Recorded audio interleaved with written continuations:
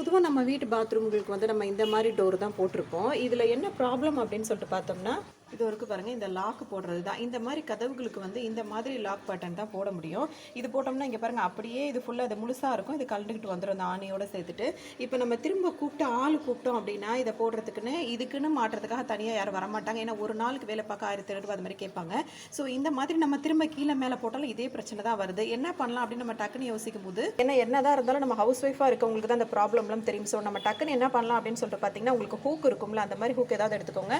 இந்த மாதிரி இருக்கணும். அது இப்படி இருக்குன்னு வச்சுக்கோங்களேன். இதை நம்ம நேராக மாட்டி செவுத்துல மாட்டி நம்ம இதெல்லாம் பண்ணுவோம் பார்த்தீங்களா, ஹேங் இருக்குது, அந்த ஊக்கு தான் எடுத்து இந்த மாதிரி கிராஸாக வெட்டியிருக்கேன். அதாவது கொஞ்சம் கட் பண்ணி இந்த பக்கம் இப்படி ஒட்டிக்கிட்டேன். இதோட சைஸ் கொஞ்சம் பெருசாக இருக்கும், கொஞ்சமாக கட் பண்ணி இப்படி ஒட்டிட்டோம். இப்போ பார்த்தீங்கன்னா இந்த மாதிரி ஒரு கயிறு மாதிரி ஏதாவது கட்டிக்கோங்க. இப்போ இதை எடுத்துகிட்டு நம்ம இந்த மாதிரி லாக் போட்டு விட்டுட்டோம் அப்படின்னா இது நீங்கள் டைட்டாகவும் போடலாம், ஓப்பன் பண்ண சிரமமாக இருக்கும். இப்படின்னா உங்களுக்கு ஒரு பிரச்சனையே இருக்காது, அதிகமாக அது ஓப்பன் ஆன மாதிரியும் இருக்காது, நம்மளுக்கு ப்ராப்ளமும் தற்காலிகமாக சால்வ் ஆன மாதிரி இருக்கும். வேறு ஏதாவது பிரச்சனை வரும்போது சேர்த்து நம்ம இதையும் சரி பண்ணிக்கலாம்.